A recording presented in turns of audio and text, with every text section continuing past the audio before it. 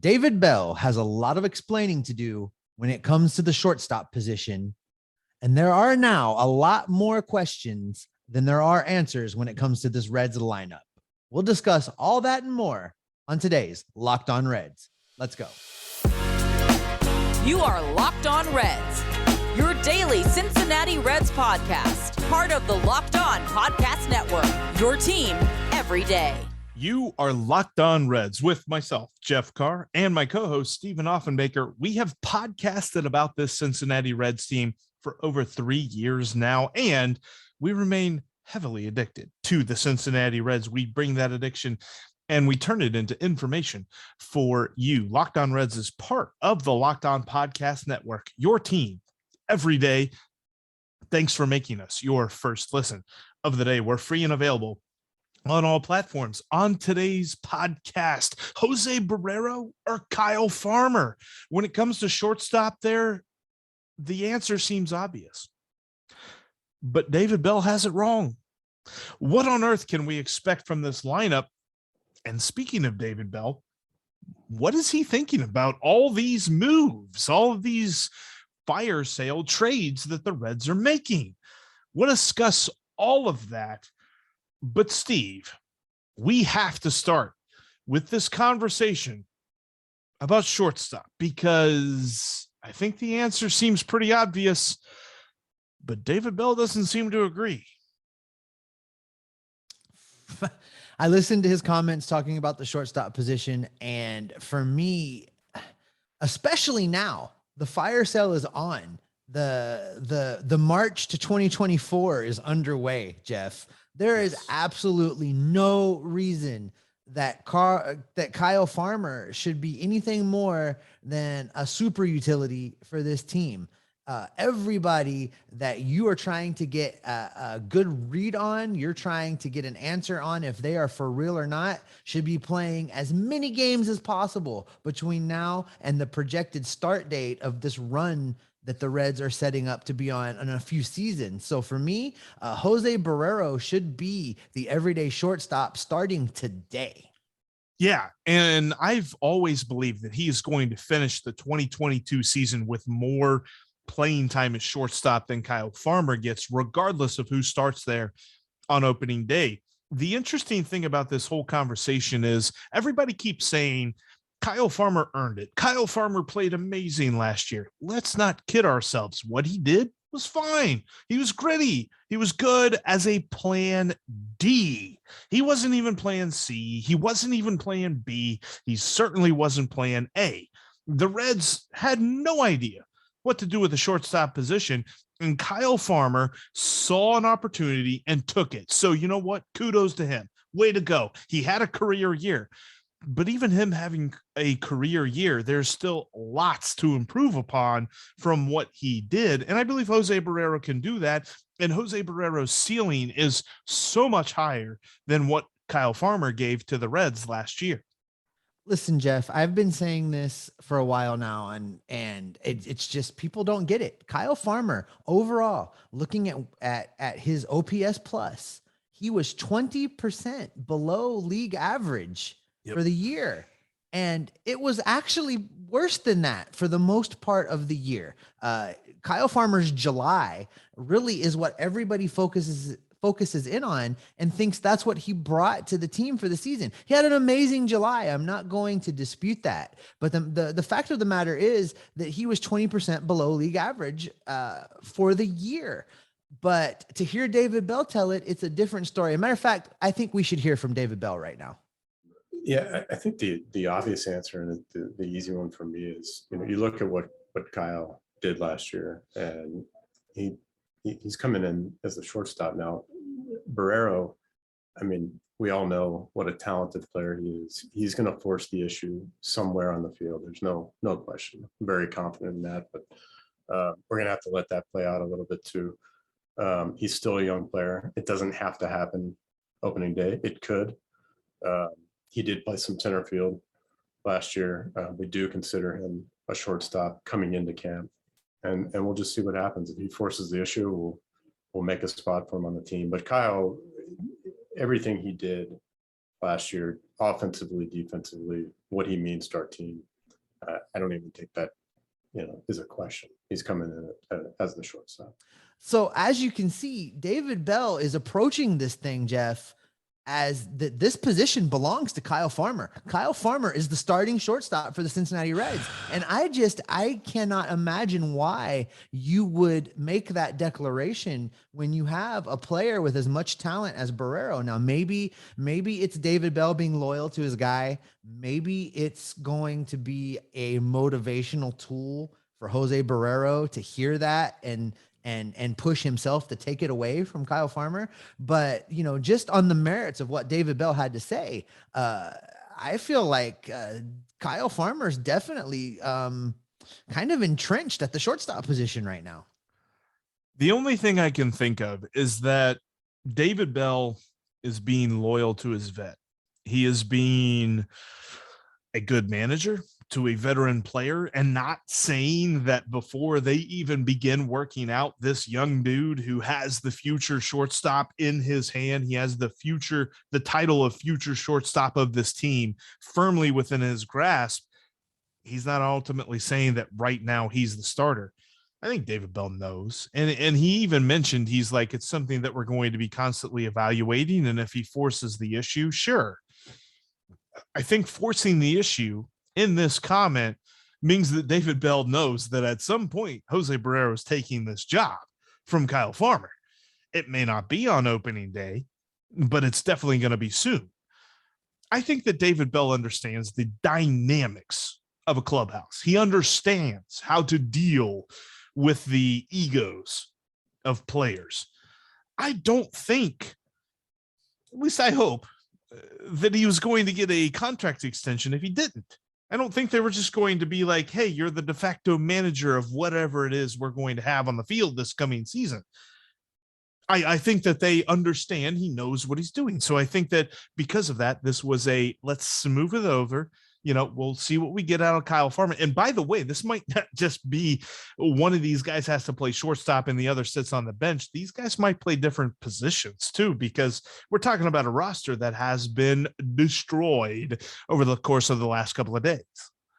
Well, that's a great point, Jeff. And I think that, and first let me clarify that I am not against Kyle Farmer. I don't think Kyle Farmer is a bad guy. And I also think that he serves a very valuable purpose on this team and in this lineup, because he can play multiple positions. He can be a super utility guy. And I think for David Bell, especially now that the fire sale is on, for David Bell to put the most effective lineups on the field every day, people are going to have to move around. The days of a guy playing one position are over.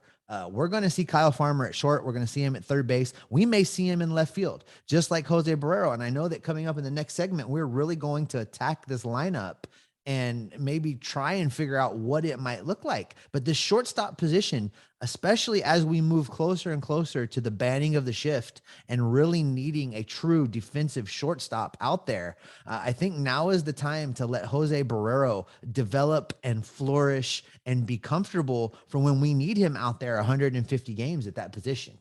Yeah, the answer at shortstop is Jose Barrero for 2022, for 2023, for 2024, for the foreseeable future until the Reds trade him.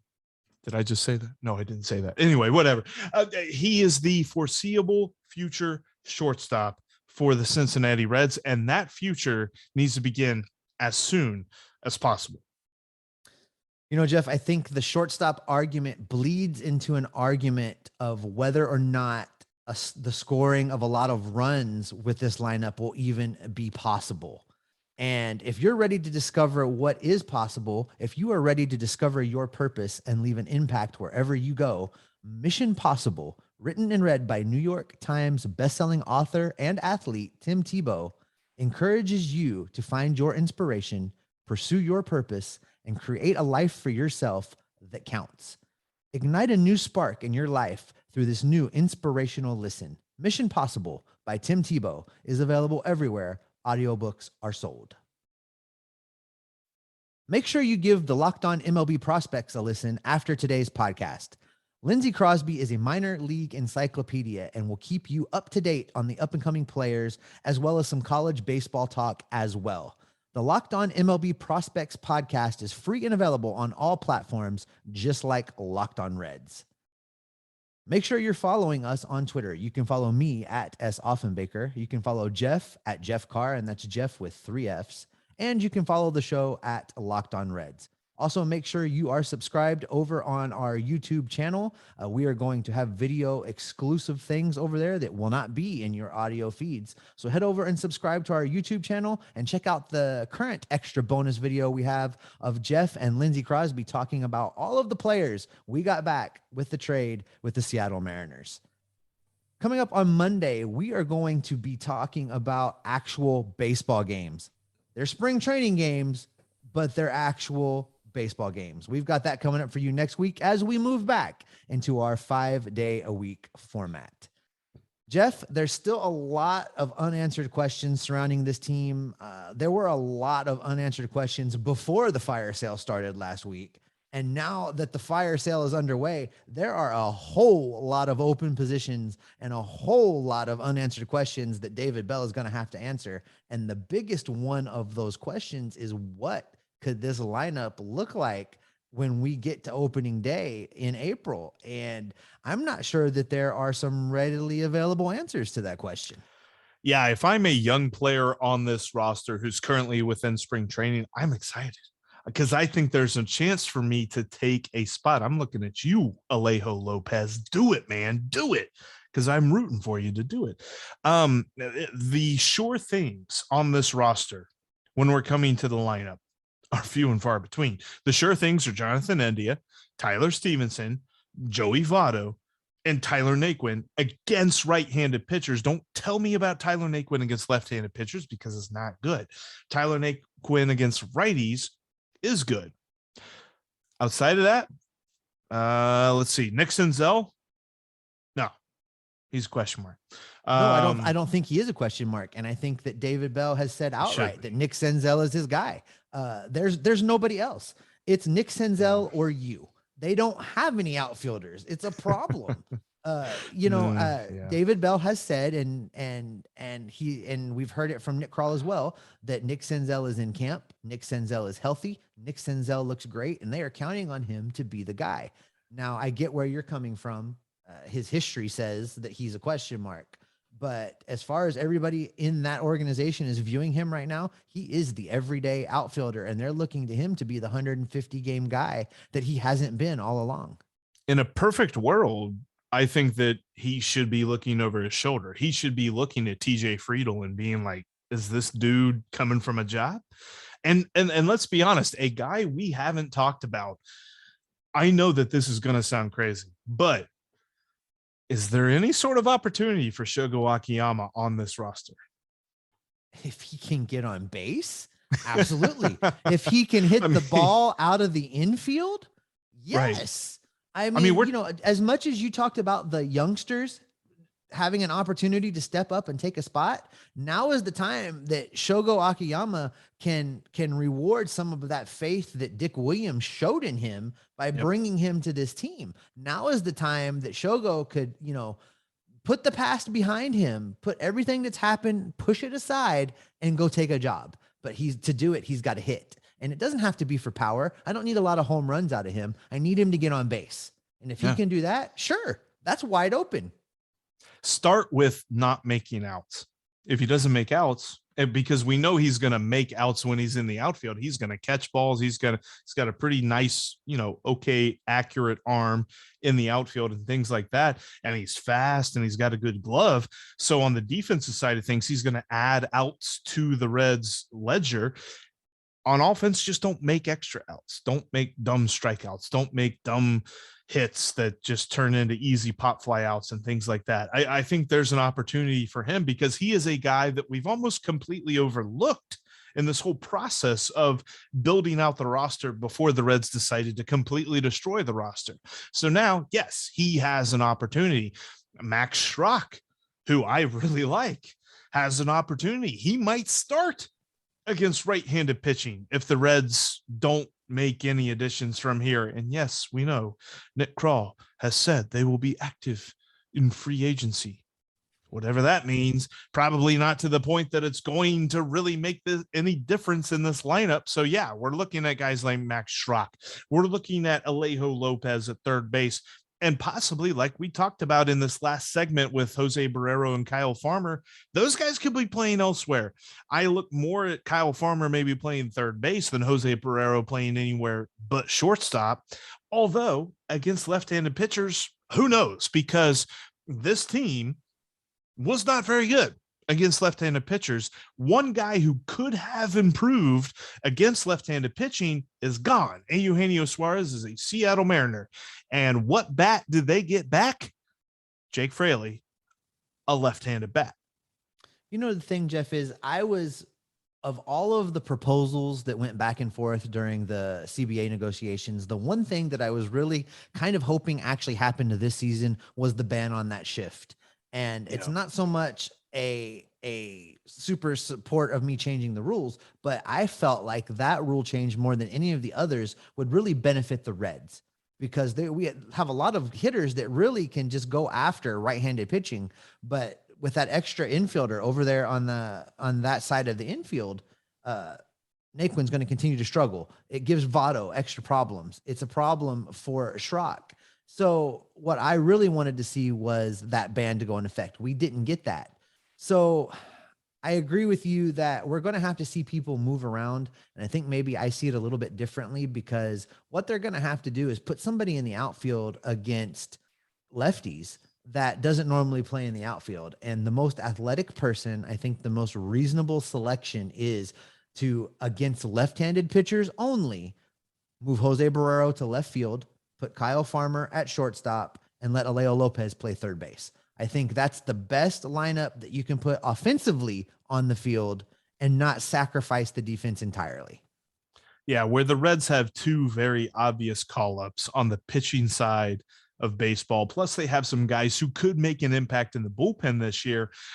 They don't have any readily available call-ups when it comes to position side of things. There's nobody that's going to be called up and just absolutely set the world on fire in the outfield. They're not going to go crazy in the lineup.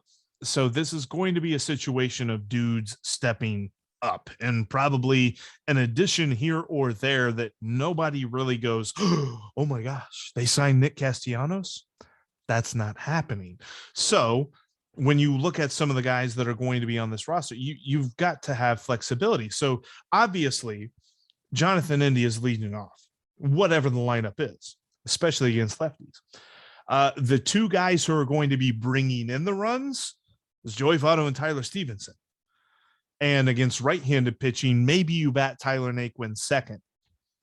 Outside of that, building a lineup right now, today, before spring training games start. And to be honest with you, I don't know what we're going to learn in 18 spring training games. It's going to be a work in progress for basically the entire year as to what this lineup might look like.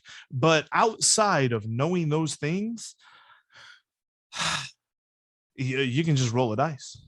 I think the biggest takeaway from the 18 spring training games could very well be just David Bell getting a feel for where he can move people, because I think that's probably the most important thing for him to figure out, because then what it gives him the flexibility to do is build an offensive lineup each day based on the opposing pitcher and juggle parts to get those guys in the lineup together, versus having a person locked into one position and just having to roll with what he's got. Because as much young talent as there is coming, there's a little spot here where the Reds need the talent the most right now, it doesn't exist. So they're going to have to get creative. And I think that some of these youngsters have the talent and the ability to shift around and do things differently. And I'm hoping that the Reds stumble, bumble, fumble their way into being a little bit more successful than we think they're going to be.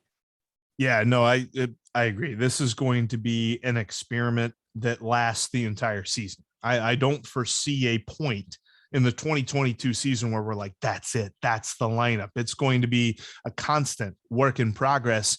And that's all going to be on David Bell, who, to be honest with you, I'm very curious as to what he's thinking now that he has pretty much lost half of his roster. from this past season. I know it's a business and things like that, but what is going on in David Bell's mind after he received a 2-year contract extension before everyone proceeded to get traded away? We'll talk about that coming up here in just a moment. Before we talk about that, though, I want to tell you about the sponsor for this podcast, Rock Auto.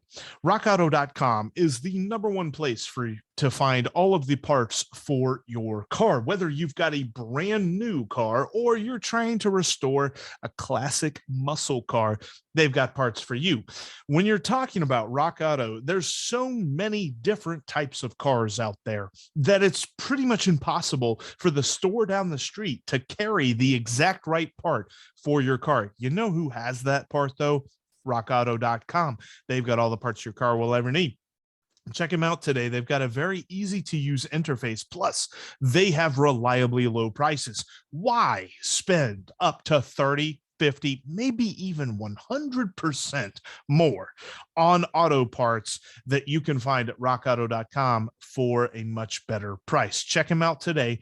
Head on over there, and in the checkout section, in the How'd You Hear About Us area, type in Locked On to let them know that your pal Jeff and Steve from the Locked On Reds podcast sent you. That's rockauto.com. And in the checkout section, in the How'd You Hear About Us area, type in Locked On. They've got reliably low prices every single day for every customer. You don't need a promo code. They've got an amazing selection. They've got reliably low prices and all the parts your car will ever need. That's rockauto.com. And tell them that Locked On sent you. Thanks again for making Locked On Reds your first listen of the day. We are free and available on all platforms, including right here on YouTube. Thank you so much for watching. Make sure that you're subscribed. We've got so much stuff coming for you this season, so much extra content that is YouTube only. You're not going to want to miss it. Steve, we have talked a lot about the shortstop debate. We talked about some comments that David Bell made about that shortstop debate that we think he might be wrong in, although he could possibly just be, trying to smooth over egos and things like that. Overall, though, I'm wondering what he's thinking. The man's signed. He didn't sign up for this. That's what he's thinking. I mean, if he was really able to be honest, I think that's probably the answer. Dude just signed a 2-year contract extension. And by the way, we're going to just cut your legs out from underneath you. I mean, that's the kind of thing that if I were him, I'd be looking around for other jobs right now. Like, and if that's in another job category, not necessarily baseball manager. Look, he's got a lot that he has to figure out this season, and a lot of it is not his fault. He is putting together the lineup with the players that he has been given. He's not part of these discussions. He's not part of the whole idea of let's trade away players and save the ownership group some money. No, he wants to win ball games. The only thing is he has to do it with what he's given. And this year, what he is given is just, yeah. Jeff, there was a great post written on Facebook, of all places, by former Cincinnati Enquirer sports writer John Fay. And in that post, he kind of laid out a chronological review of the Bob Castellini tenure in Cincinnati and how things have played out over the years, and how Bob Castellini, for a lot of the early years, wanted results and wanted them now, and really showed a lack of patience in allowing things to develop. And Faye wondered out loud what has happened in the last year to change Castellini's philosophy and allow for there to be a rebuild, even though they're not calling it that. And it's very clear that the philosophy has changed. And one of the changes that has to come along with that is the metric by which the manager is evaluated. Because if you're going to trade away all of his talent in order to bring in players to make a run in what we think is 2024, you cannot expect David Bell to win a lot of games between now and then. Mm-hmm. So if the question we're asking ourselves is, will David Bell be the manager of the Cincinnati Reds in 2024 when all of this talent hits? I think the answer to that question is yes. I think the only way that David Bell is not the manager is if Bob Castellini is not the owner. That's an interesting thought. Because when you talk about reevaluating the manager as a whole, you can't do it on wins and losses. It's got to be about how he handles the clubhouse, which David Bell is a pro at. Every single report about him has said that. It's going to be about how he gets guys playing time to develop, because there's no other way to develop in the major leagues but to be on the field for games and things like that.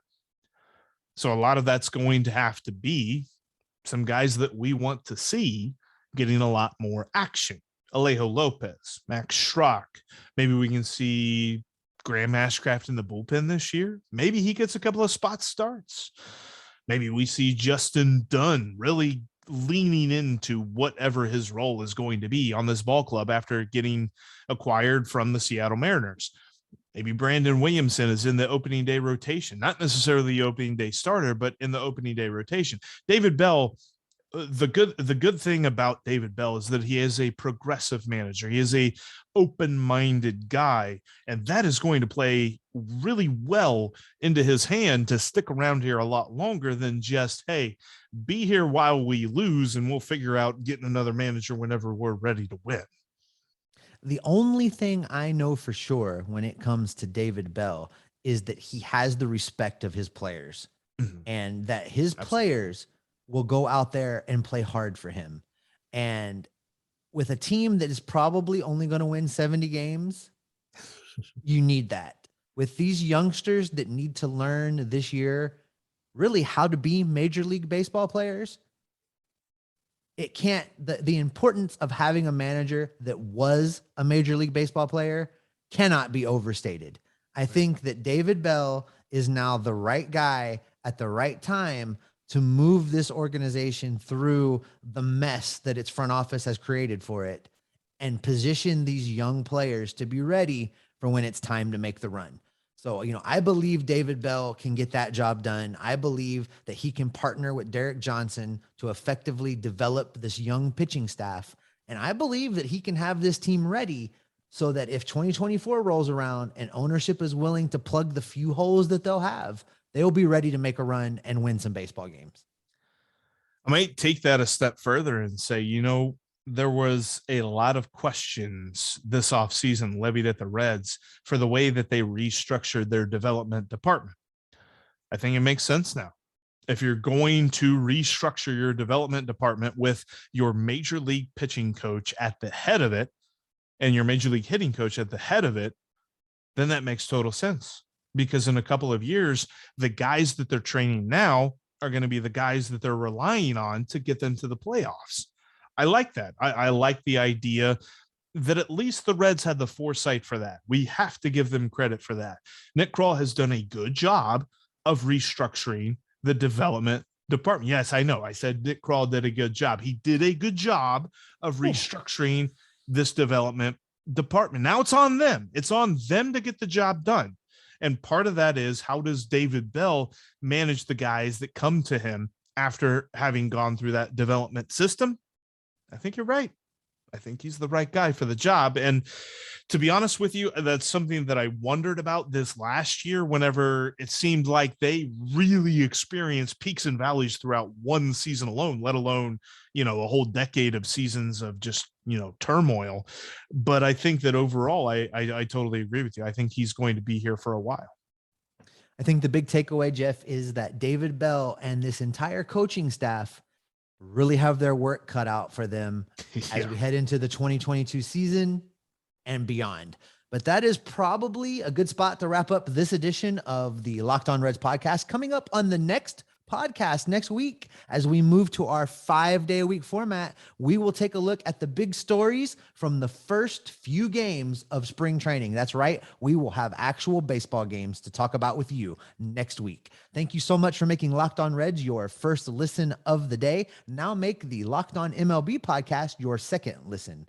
Paul Francis Sullivan, please call him Sully, brings you his unique perspective on the major leagues, both past and present. Locked On MLB, just like Locked On Reds, is free and available on all platforms. Jeff, the offseason is over. Spring training games will be underway this weekend, and we could not be happier to be able to just watch some pitchers throw to some hitters. But when we come back next week, what are we going to be? We are Locked On Reds every single day.